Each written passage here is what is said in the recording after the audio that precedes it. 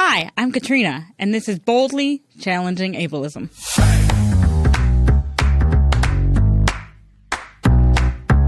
I'm your host, Katrina Simons. I'm the Community Program Specialist at the Institute on Community Integration at the University of Minnesota. This program explores various topics that impact people with disabilities in our community.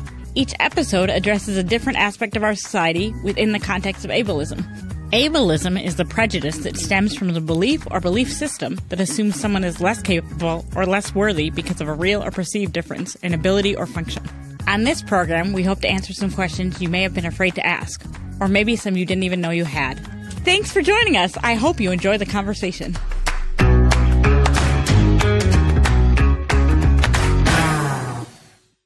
Hello, everyone, and welcome to Boldly. My guest today is Matt McClean.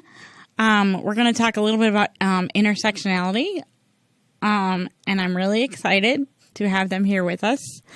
So welcome to Boldly, and thanks for joining us. Hi, Matt. Hi. Hi. Can you introduce yourself to us a little bit? I'm Matt McClean. I am from Buffalo, New York. I am a trans male autistic person who is 43. I am the travel advocate / peer mentor to the Center for Self-Advocacy, which is an organization led by people with disabilities to help people with disabilities. I also work with the state's Self-Advocacy Association, and I help lead conferences and work a lot about it, work in the disability field. That's great. Can you tell us a little bit about your identities? Sure. I identify, again, as an autistic trans male. I didn't find out that what my diagnosis was until 28. My mom knew that there was something special or different about me when I was 6 months old. When she took me to a neurologist, and he told her that there was nothing that she, at the time, could do. So just stimulate her and, leave it at that. And my mom was really angry. And so she went home, called her best friend and said, but you know what the doctor said? And then she found out about early intervention. And I thus went to early intervention. And I got a PTOT, and I worked really hard. And by the age of 3, I started talking. And by the age of 4, I started walking. And I have even beaten the odds that doctors kept putting on me. They said, you can't graduate from high school, not go to college. Well, in June of 2000, I graduated from high school. In August of that year, I went to college. And in May of 2005, I graduated from there. Not only did I go to college, I went to college out of state and prospered there. Where did you go to college? West Virginia Wesleyan. It's in a small town just an hour south of Morgantown. And did you like it? Are you happy you went there? Yeah, I'm really happy that I went there. People were very accommodating, and it was a good experience. And then you said that you were 28 when you... Yes. I didn't find out that what my diagnosis was until 28. What led you to seek out an autism? What led me to speak out was that, first of all, my mom got a job in Washington, D.C. to help parents and other people to get resources for their children.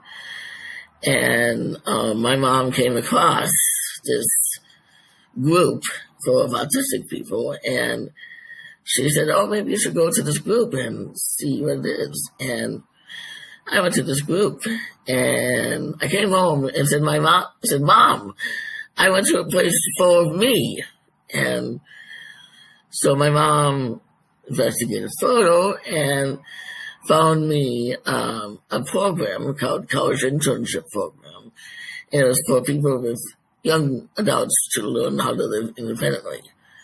Well, I kind of knew half of it, but so in January 2008, I went to Bloomington, Indiana, and I'm not sure if I initiated or they initiated. So I went to the staff psychiatrist, or psychologist, excuse me, and his student tested me, and in May of 2005, they said, "Yes, you're autistic."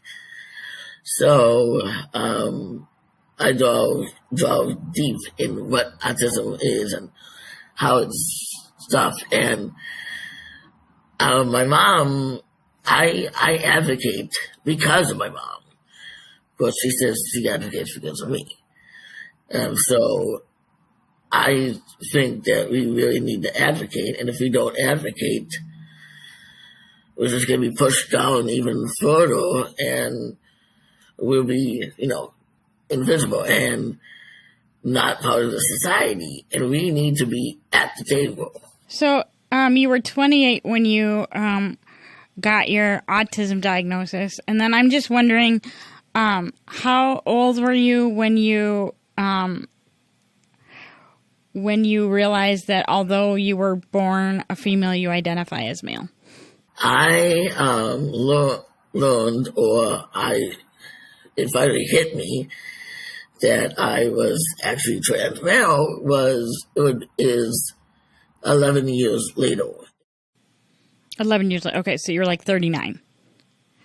Yeah, 39. 39, okay. It was ironically on my father's birthday, so okay. Didn't mean that. And when you told your family that you identify as male, even though you were born a female, how did they respond? They responded very well. My father was like, okay. But my mom and dad and my friends, my close family friends, would accidentally call me she for every few months to years. And so I had to correct them. But everybody seemed to have been okay with it. Okay. Do you think that they responded differently than they would have if you did not have a disability previously? If you did not already identify as having a disability? I kind of think they would, because if I were not disabled, they would be like, why you shouldn't do this or something like that. I mean, my family is progressive, but since I have a disability, especially the extended family, I have conservative uncles and aunts, and I think they would respond differently if I were not disabled. They would have a big problem with it. And I think they accept it because their brother and or sister, it's their child. When you decided to start taking hormones, what kind of response did you get from the people that knew you? They were okay with it. They were also curious and were asking, why do you take them? Or, what's the benefit and stuff like that. Mm-hmm. Do you think they were worried at all about it, or they doubted that you had made the right decision, or no? I think they were worried.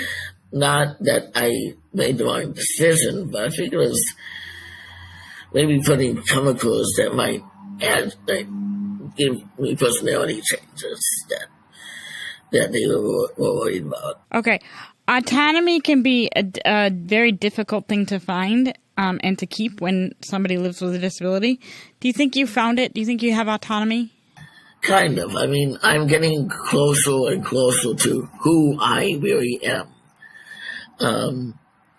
I think that a little bit more mental training or mental counseling and a phalloplasty, which is basically a creation of a penis, would make me feel like I am Matthew. Unfortunately, I'm having a lot of health issues, so phalloplasty has to wait for a few years. Okay. The two of us have never met, and I'm just wondering, is your disability visible or invisible? No, it is not visible.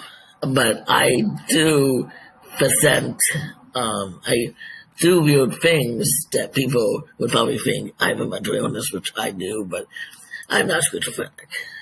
Because I was going to ask how having an invisible disability or a hidden disability impacts the way people react when you meet with them. How does it impact how people respond to you?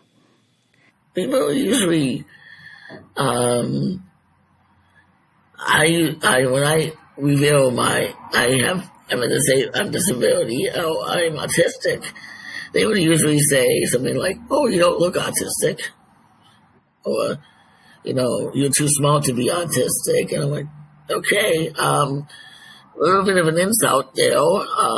You don't know anything about autism, and, well, you're a joke. Do you think having two identities helped you find your autonomy sooner or have an easier time finding it, or do you think it made it harder? At first, because I was having a mental breakdown and having issues, it was harder, but then probably a year and a half or a year later, I started seeing me who I really should have been. I should have been a male.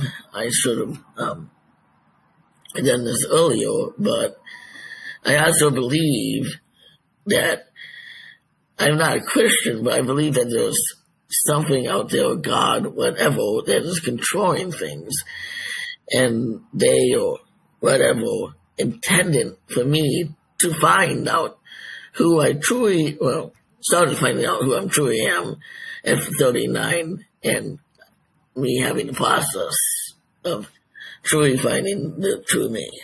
If it's okay with you, and you don't have to say yes, is it okay if I ask you to share your age with the audience? Yes, I am 43. Okay, I think you actually said that in question 1, so I apologize, but that's okay. You came out as trans male when you were 39, so you've now had 4 years. Yes, I did the math right. 39 plus 4 is 43. So do you think in those 4 years you feel like you've come into yourself a little bit more than you had been before? I have found out more about myself in the last 4 years than I have found out any time in my life. It's like a huge rebirth. Well, I'm glad that you are getting to experience that, because it's never too late to experience a rebirth like that. No. What advice do you have for someone who is struggling with their identity right now? Either someone who's in their youth or someone who's older. What advice do you have for that person? I would say take your time. Just explore, find out what works, what doesn't work. Listen to your body, listen to your mind. Just be patient with the progress. Okay. And then my other question is, if you have support staff, do you find it, do you ever have difficulty working with them because you identify as trans? No. Luckily, I have young staff, and I find that the younger they are, the more accepting they are of trans people. What do you want our audience to do or remember to be good humans? Well, I want them to understand that everybody, and I mean everybody, is human. Disabled, not disabled, trans, LGBTQ, immigrants, whatever. We're all human. And as the Bible says, since I used to be Christian, do what you respect. Do unto others what you would do to yourself or whatever. Yes. And that's in every religion and every ethics and everything. If you simply do that, it would be much better, and basically open yourself to learn about other cultures and societies and other people. So be open-minded and educate yourself. Yeah. Okay. Can you talk a little bit about the advocacy work that you do and the different areas of advocacy that you work in? I just recently just found that I advocate every single minute, second, hour of the day because I have a disability and trans people and that there is still a lot of discrimination going on out there. I would say I spend more of my time advocating with the disability field. Have always been that way, and I deeply want people with disabilities to be respected, to be heard, to, know that they're human and they can make decisions and choices and have feelings. I also, I work, my brain went blank, I work and advocate in the trans front. I've always been trying to advocate that trans people are humans. We didn't sin.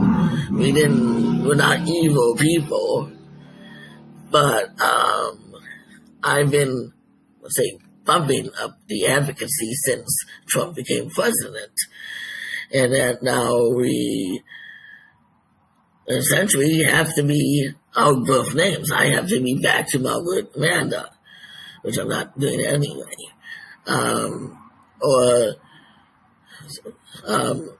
Trans athletes trans women or trans athletes cannot play in sports. I'm not an athlete, but I am a trans person, and that affects me.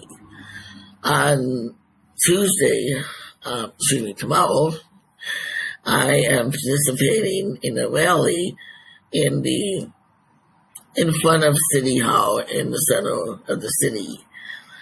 I will be speaking about the intersectionality between disabilities and trans people, and how we need we need to be there, and we need to be part of the table because we're also part of the trans community.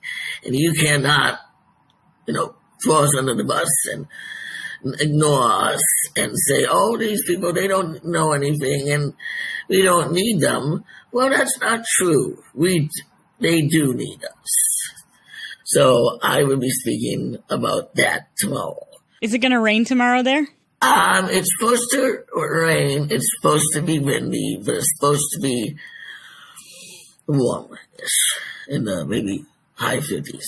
What are you most worried about now that the Trump administration has, taken over and has bullied everyone pretty much? What is your number one concern?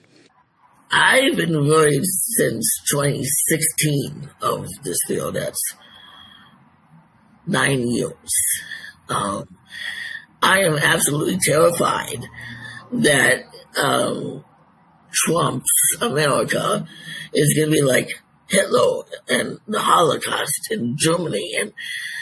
And the poem that says, first they came to these people and I did nothing and so on.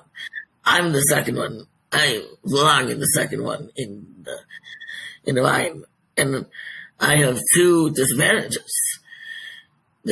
I'm trans, I'm disabled, and I'm afraid that I will be arrested and taken to a concentration camp and eventually killed. That's a very scary thing. And I've had people that said, oh, no, you don't need to worry about it. That's not going to happen. Like we said that before. As time goes by, it seems it gets worse and worse. Yeah.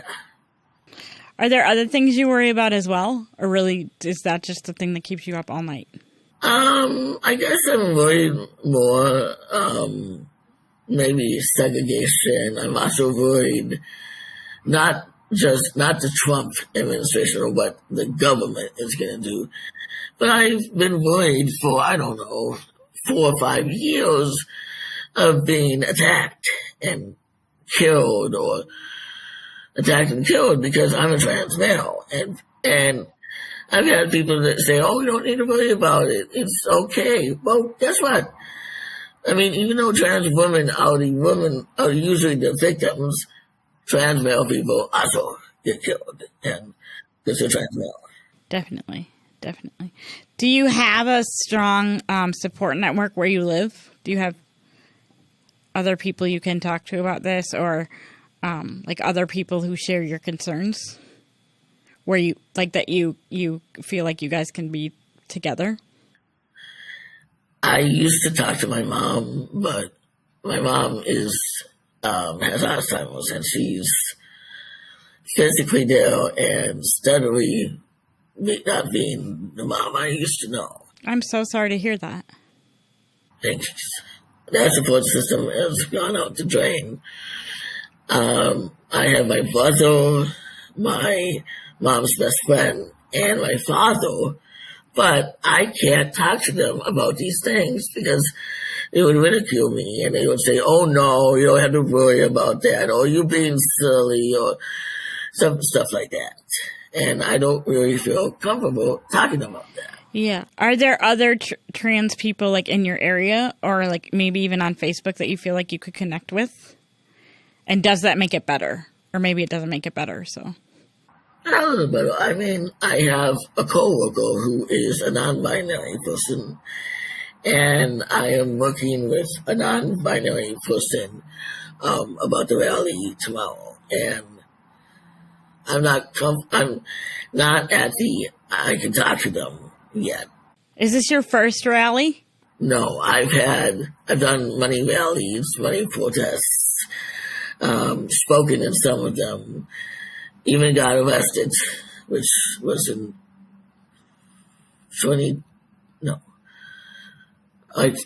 2008, and that was against the war. And I got arrested just for crossing the police line. Really? Yep. Did you have to go to like jail, or did you just have to go to the police station? I went to jail along with at least 100 more people. Wow. How long were you there for? Probably 7 to 8 hours. Okay. So you didn't have to stay overnight? No, it was at night. Oh, it was at night? So you had to stay overnight? Theoretically, yes. It was like, I got arrested at first, the first time I got arrested at, I think, 10 or 11, and then I was released at like 7 or 8, and the second time, which was 6 months later, I got arrested at 4 or 5 o'clock and got released at 6 in the morning. Were they kind to you when you were in jail? No. No, they were not. Okay. Yeah, we were housed like in the garage and stuff, but they weren't really friendly, but they gave us a bologna sandwich and something to drink after a few hours. Okay. Well, I'm glad they gave you a bologna sandwich. Yes. But I wish they would have been nice to you. Yeah, I wish they were a little nicer, but they weren't. They were not. Even though things are looking really grim right now, grimmer than they have in a long time, do you have any silver linings or things that you're hopeful about? I'm hopeful, or I'm glad that there are many, many people who disagree with Trump and is against what he's doing, that they rise up and protest like last Saturday, which I wished I was there, but I couldn't do it. And there are judges that say, no, that's not happening. And the ACLU? I'm also glad that I live in a state that's progressive and would protect people like me. I'm lucky. And the fact that I live less than 5 miles from Canada. Oh, you do? Yes. So you could always just hike it over there. Yes. Claim asylum in Canada. Yeah. Sounds great to me. No, I don't want to do that, but I'm glad that you have that option. No, do I. I want to thank you so much for coming on the show. I'm so glad we could talk to you, and you had so many good things to say. We haven't had a lot of people talk to us a lot about intersectionality or about being in protest, so that was great. Thank you so much. Thanks. Thank you, everybody, for joining us on Boldly today. We're so glad you were here, and we hope you have a good day.